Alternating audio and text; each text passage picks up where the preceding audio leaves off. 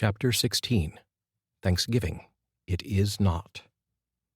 Festive Lane, Thanksgiving Day, 3 years later. Several years passed, and the Carters were very fortunate during this time. It had been 5 years since they first purchased the magical house on Festive Lane. David grew by leaps and bounds as he quickly approached his 16th birthday. Nicole had become a beautiful young lady with a very proficient vocabulary for a 5-year-old. Michael had been promoted to management in the same construction company and was now a building inspector. Arianna was the dispatch supervisor for the local Lake Forest Police Department. Their lives were relatively uneventful over the last 3 years, except for the Christmas holiday celebration and the annual visit of Tony Cesario trying to purchase the Festive Lane property.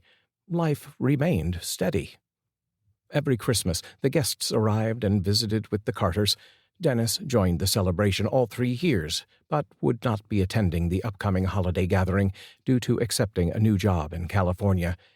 He still considered the parents who raised him to be just as much his parents as Art and Marie. He felt being closer to them geographically would be beneficial. Since last year, Michael had been busy at work and home. He liked his new management position because it gave him more flexibility to be with the kids and Arianna. At home, he finally installed a new furnace in the house's basement. Unfortunately, the unit wouldn't stay lit for more than a few minutes at a time. He had to keep shutting it off and readjusting the gas flow. He just tried to fix it again yesterday, but the problem persisted. This morning, Michael left a note on the thermostat to warn Arianna not to turn on the furnace until he came home. He would stop at the hardware store before they closed early for the holiday. He needed to get a few parts that he felt would resolve the problem with the furnace. He placed the sticky-backed note on the thermostat cover in the front foyer so Arianna would be sure to see it. It was Thanksgiving Day, and as usual, Jack and Wanda were invited over for Thanksgiving dinner. It was early afternoon, and Wanda watched the kids while Arianna worked at the police station.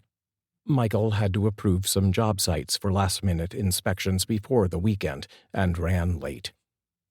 The kids helped Wanda make cookies for dessert as Jack was up in his office working on some investment paperwork. While laying out clumps of cookie dough, Wanda ran out of cookie sheets and decided to borrow a few from Arianna's kitchen. Wanda walked over to the Carter residence and opened the front door with the spare key she kept at her house for emergencies. As she opened the front door, a gust of wind blew through the foyer. The wind was strong enough to dislodge the note from the thermostat, and it floated down to the floor, landing out of sight behind a chair. Wanda walked into the house and started to shiver. "It's freezing in here," she said aloud as she walked to the thermostat and saw that it was turned off. "No wonder it's so cold in here. This thing's not on." With that, she flipped the switch on the side of the thermostat to heat setting. She walked into the kitchen and took a few cookie sheets out of the compartment under the stove. As she walked back to the front door, she reached down to feel if warm air was blowing out of a nearby vent. She felt the air blowing and smiled. "There we go," she said. She returned to her home next door and was greeted by the kids. "Now we can make some more cookies that much faster," she said. "Yay! More cookies!" Nicole yelled. They marched into the kitchen and put the dough on the new cookie sheets. The kids were very fond of Wanda. She watched Nicole regularly since Arianna now worked full-time. David was now old enough to take care of himself. However, Arianna insisted that he stay at Wanda's this holiday to avoid tracking him down later in the day. Jack's moving business was doing very well, so Wanda retired from the company and stayed home full-time. She watched Nicole during the day, and David came to her house after basketball practice to help out until Arianna came home. Arianna usually arrived home around 4 p.m., unless there was a work-related emergency. Hours passed, and the kids were busy decorating the pumpkin-shaped orange cookies. Wanda saw Arianna's car pull into the driveway next door. "Your mama's home," she said to Nicole. "Mommy's home," yelled Nicole. Jack came down the stairs from his office and into the kitchen. "Why don't we start taking some of these cookies over to Michael's house? I think I just saw Arianna pull up," he said. Wanda agreed and got Nicole dressed in her winter coat. Jack and David grabbed several cookie tins and led the way out at the front door.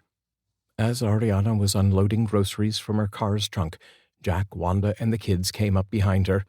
"Hey there, neighbor. Need a hand?" Jack asked. "Hi, happy Thanksgiving. Sure could use one," answered Arianna. "Mommy!" shouted Nicole as she wrapped herself around Ariana's legs.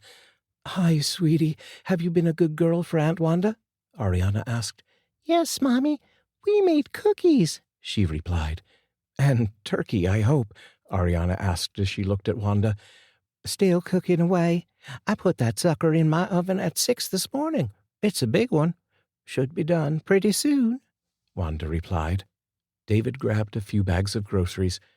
"Where do you want these, Mom?" "Go through the garage and into the kitchen. Turn the light on so we can all see where we're walking," she told David. David started to walk toward the garage as Arianna pushed the remote garage door opener hanging from the car's visor. "Do I have to be here this Christmas?" he asked as he waited for the door to rise. "David, it's the only day of the year you can see your grandparents and other relatives. Why would you not want to be here?" "Well, a girl at school invited me over to her house on Christmas Eve, and I would like to go," he replied. "I don't think that will be possible, David. You have to be here. You can see this girl any time," Arianna said. "But I can't bring her over to our house on Christmas Eve. If I do, then everyone will disappear and—" He stopped in mid-sentence, realizing Jack was listening to the conversation he was having with his mother. Arianna gave him the evil eye. "We will talk about this later. Now take the groceries into the kitchen." In a fit of frustration, David stomped through the garage and into the house. "I hate this house. I wish we lived somewhere else. I'd hate it." Arianna followed behind David and overheard his comments. "That's enough, young man. Don't you ever say that again." Jack followed Arianna as Wanda grabbed the last bag of groceries out of the trunk. She took Nicole by the hand and walked into the garage. Arianna walked into the kitchen and could see her breath as she exhaled. "Boy, it's cold in here. Michael said he was going to fix that furnace this morning." Jack set several bags of groceries on the kitchen table. "I'll go down to the basement and check it out." He picked up a flashlight sitting on the counter and opened the door to the cellar. Meanwhile, Arianna walked to the front of the house to look at the foyer area's thermostat. She saw that it was turned on to the heat setting. Well, the thermostat is on," she said. Wanda walked into the house with Nicole. "Are there any more bags left in the car, Aunt Wanda?" David asked. "No, hon. I took the last bag and closed the trunk," she said. David walked over to the service door to the garage and pressed the garage door button mounted on the wall. At that moment, Jack yelled up from the basement, "There's a gas leak down here. The pilot light went out and the basement is filled with gas. Don't turn on any lights or light a match." Arianna heard Jack's warning and walked back into the kitchen. She saw David on the other side of the kitchen shutting the garage's service door and reaching for the multiple light switches on the wall to turn off the garage light. "David, don't!" she shouted. But it was too late. David's finger found the first of 6 toggle switches on the light control panel. Michael never got around to rewiring this panel, and the first switch that should have been the garage light was still the switch for the light hanging directly over the furnace in the basement. David unknowingly flipped that switch. 4:55 p.m., Thanksgiving Day, Lake Forest, Illinois. Michael was on his way back home after he stopped at the hardware store just in time before they closed. Having purchased the parts he needed for the furnace, he drove home through the picturesque town of Lake Forest. The sun had just set, and the streetlights were aglow. As he drove listening to the radio, a news bulletin interrupted his singing song. "We interrupt this broadcast to bring you this special news bulletin. An explosion has rocked the North Shore suburb of Lake Forest, Illinois. We go live to Ron Samuel, who is at the scene. Ron?" said the announcer. "Yes, I'm standing here in the 100 block of Festive Lane where an explosion has completely leveled one house to the ground, and several other surrounding homes have been severely damaged. Firefighters on the scene are trying to control this 4-alarm blaze. Speculation on behalf of the firefighters seems to point to a gas leak. We have yet to confirm whether there were any people in the house at the time of the explosion, but we will keep you posted as more information becomes available. From Lake Forest, Illinois, this is Ron Samuel reporting." Michael's stomach dropped to his knees. He stepped on the gas pedal of his pickup truck and raced down the streets of Lake Forest. He was driving like a madman and ran several stoplights to get home. Finally, Michael turned onto Festive Lane. The usual Thanksgiving evening tradition of lit holiday decorations was overshadowed by a bright orange blaze toward the middle of the block. Thick black smoke billowed into the sky, blocking out the moon's glow as if a total eclipse were in effect. Michael raced down the street to the middle of the block, but was stopped by a police officer waving a red-coned flashlight. Several fire trucks and emergency vehicles blocked the road. Michael stopped his truck and jumped out of the cab. The officer, who knew Michael and worked with Arianna, confronted him. "Michael, it's not good. It was your house," said the officer. "Oh, my God, where are Arianna and the kids? What happened?" Michael screamed. "Come with me to talk to the fire chief," said the officer as they both ran toward the house. Michael was in a state of shock. The firefighters were pouring hundreds of gallons of water on Jack's house, trying to save it as it burned out of control. Michael continued to run past the Stevens residence to the front of 148 Festive Lane. He stopped and stared in total disbelief. The house was gone. Nothing was left but smoldering rubble and charred pieces of wood. He walked toward the firefighters' barricades and pushed one aside. As he walked into the burned-out ruins of the house, the fire chief stopped him. "Excuse me, sir, you can't go in there," said the chief. "I owned this house," Michael replied solemnly. "Mr. Carter, I'm sorry for your loss, sir. This area is still unsafe. Please follow me back to the fire truck," responded the chief. As Michael turned to follow the chief, he tripped over bent and twisted metal pieces. He bent down and picked up the remains of the golf club set Arianna had given to him on their very first Christmas in the house. The metal was still warm, and the club heads were charred beyond recognition. The fire chief took Michael by the arm and said, "Please, Mr. Carter, follow me." Michael dropped the pieces of metal to the ground and walked with the chief to a nearby fire truck. "Would you like a cup of coffee, Mr. Carter? It's pretty cold out here tonight," the chief asked. "No, thank you. Where are my kids and wife? Were they home when this happened?" asked Michael. The chief took a deep breath and replied, "I'm afraid so, Mr. Carter. We've recovered 5 bodies from the explosion. They were all severely burned, and they are all deceased. We will need your assistance to identify a few of the bodies. We have a positive ID on only one of the bodies, which we believe is Mr. Jack Stevens.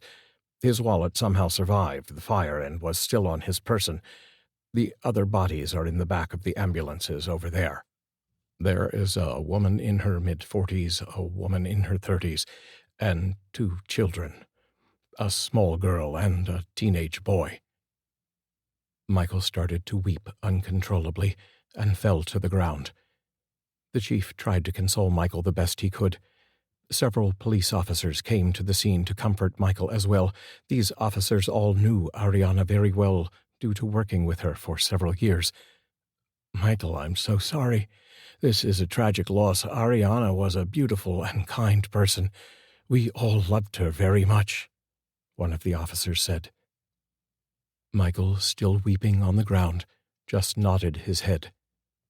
The officers helped Michael to his feet and escorted him to the ambulance that held the 3 unidentified bodies' remains. Michael sauntered and recalled his thoughts of never wanting to succumb to this ordeal.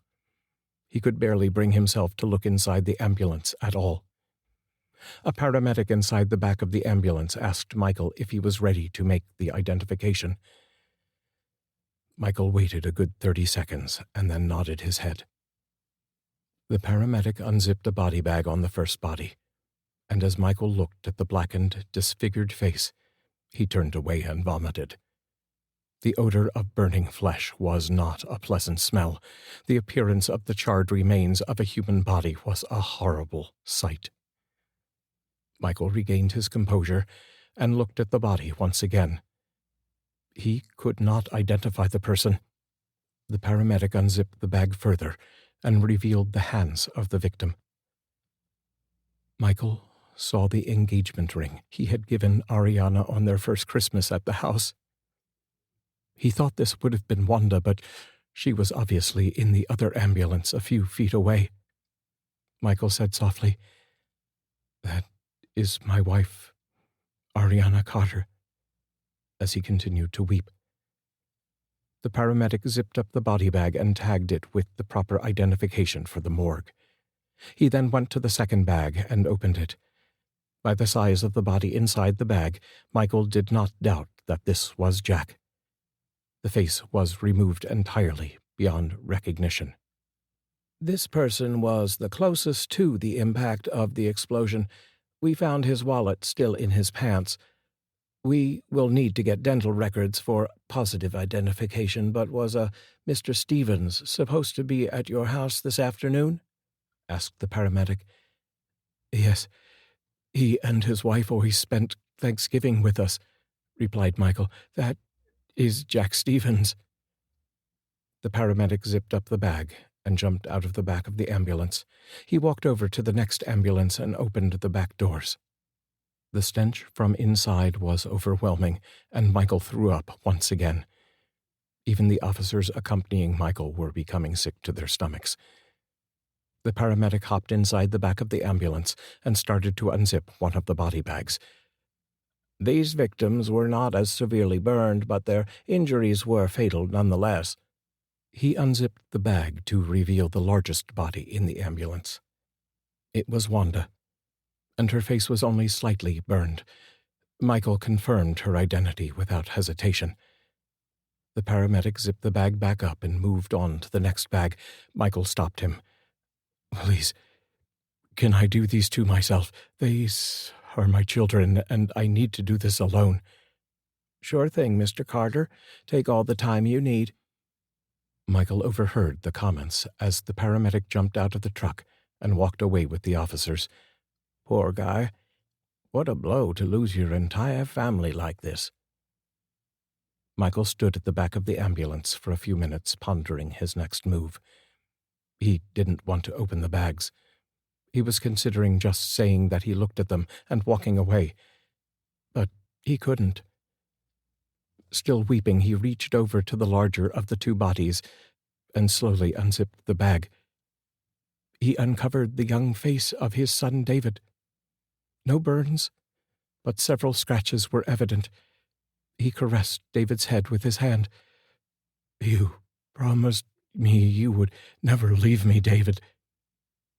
He wept as he zipped the bag and sealed it shut. He moved over to the next, smaller bag. He sighed deeply as he unzipped the bag to reveal the angelic face of his little Nicole. Not a scratch or a burn scarred her face. It looked as if she was merely sleeping peacefully. He placed his hands on her face and felt the coolness transfer through his body. She was not asleep at all. Like the Stevens, David, and Arianna, she too was gone. Michael stumbled away from the back of the ambulance and once again fell to the ground. The paramedic attendee ran to Michael's side. "Mr. Carter, are you okay? Let me take a look at you for a second." As he examined Michael, he looked to see if symptoms of shock were prevalent. Michael seemed to be physically okay, but this type of loss would affect people differently. The paramedic was concerned. "Why don't you come with me to the hospital for some observation, Mr. Carter? It wouldn't hurt. There are some counselors on staff that you can talk with about this tragedy," the paramedic suggested. "Just leave me alone. I just need to be left alone," Michael replied as he stood up and started to stagger away. "Please, Mr. Carter, it's freezing out here. Spending a few days at the hospital might be the best thing for you." The paramedic kept calling after Michael. "Where are you going? Do you need a place to stay, Mr. Carter?" Michael ignored the pleas from the paramedic and continued to walk to his truck. Other police and fire personnel tried to talk to him, but he was oblivious to their comments. No longer crying, Michael's mood turned to anger. He reached his truck and stepped inside on the driver's side. As he sat in the cab, he started to scream. "Why? After I gave you my heart and soul and pledged my faith to you, why did you do this to me again? Pacify me with visits of my loved ones. Do you think that makes up for this? Do you think I want to see my wife and kids just once a year? Do you? Go to hell." He started the truck, threw it into reverse, and squealed the tires.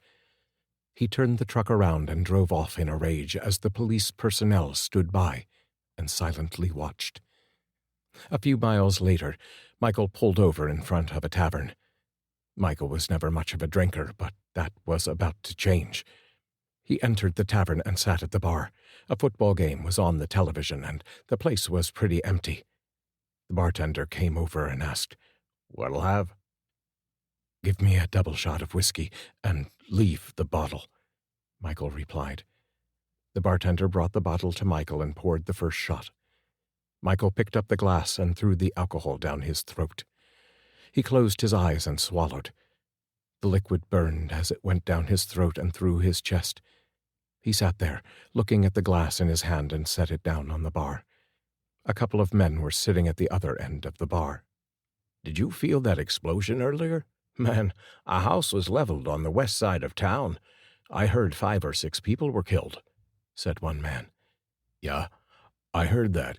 According to the news, there was a gas leak in the basement. The guy who hooked up the furnace didn't know what he was doing. The whole place went up. When will people learn to hire professionals to install stuff like that?" replied the other man. Michael stared at the men, and then poured himself another shot. As he raised the shot glass to his lips, he said to himself under his breath, "Here's to me, killer of my family and friends."